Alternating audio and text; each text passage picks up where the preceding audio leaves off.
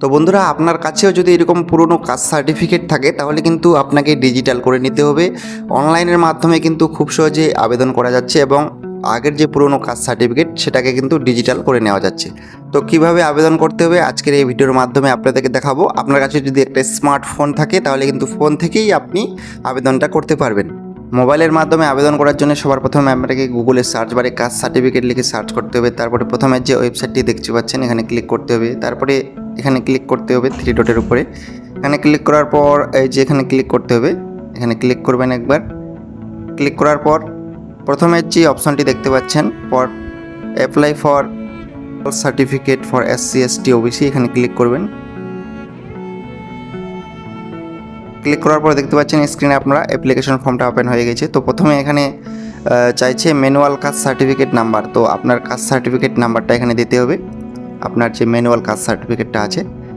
Next আপনাকে দিতে হবে সার্টিফিকেট ইস্যু ডেট, যেটা কাস্ট সার্টিফিকেটের মধ্যে লেখায় থাকে, তো সেই ডেটটা আপনাকে এখানে সিলেক্ট করতে হবে। তারপরে অথরিটিটা সিলেক্ট করতে হবে, তারপরে কাস্ট, তারপরে সাব কাস্ট বা ট্রাইব, তারপরে রিলিজিয়ন ধর্মটাকে আপনাকে সিলেক্ট করতে হবে। তারপরে আপনাকে হচ্ছে নামটা দিতে হবে, ফুল নাম, বাবার নাম দিতে হবে।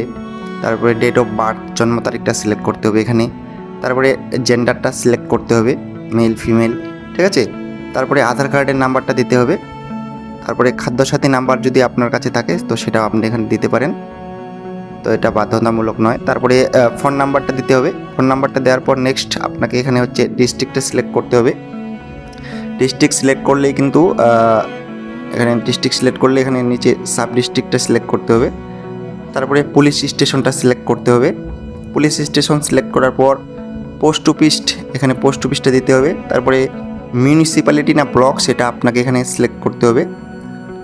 মিউনিসিপ্যালিটি হলে মিউনিসিপ্যালিটি, না হলে ব্লক সিলেক্ট করতে হবে। ব্লক সিলেক্ট করার পর এখানে আপনাকে ব্লকটা সিলেক্ট করতে হবে। তারপরে হচ্ছে আপনাকে জিপি ওয়ার্ড, গ্রাম পঞ্চায়েত বা ওয়ার্ড এখানে সিলেক্ট করতে হবে। তারপরে এখানে ভিলেজের নামটা দিতে হবে, তারপরে পিনকোড দিতে হবে।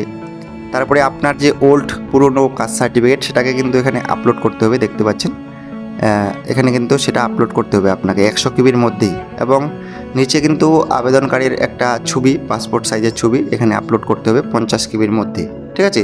তারপরে নিচে যে ক্যাপচার কোডটি দেখতে পাচ্ছেন এই ক্যাপচার কোডটা হচ্ছে এখানে বসার পর সাবমিট বাটনে ক্লিক করতে হবে। সাবমিটে ক্লিক করলে কিন্তু আপনাকে একটা অ্যাকনোলেজমেন্ট স্লিপ দেওয়া হবে ডাউনলোড করার জন্য। তো সেই রিসিপ্টটা প্রিন্ট করে আপনাকে সরাসরি সাব ডিভিশন অফিসে চলে যেতে হবে। তো সেখানে আপনাকে অ্যাপ্লিকেশন একটা ফর্ম, একটা দরখাস্ত জমা করতে হবে, তার সঙ্গে আপনাকে ডকুমেন্টগুলির জেরক্স কপি দিতে হবে। তো এটা কিন্তু আপনাকে অবশ্যই করতে হবে যদি আপনার পুরনো কাস্ট সার্টিফিকেট থাকে।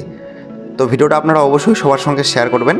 আর ভিডিওটা ভালো লাগলে ভিডিওটার মধ্যে একটা করে লাইক করবেন। আর চ্যানেলটিকে এখনও পর্যন্ত সাবস্ক্রাইব করে না থাকলে অবশ্যই আপনারা এই চ্যানেলটিকে সাবস্ক্রাইব করবেন।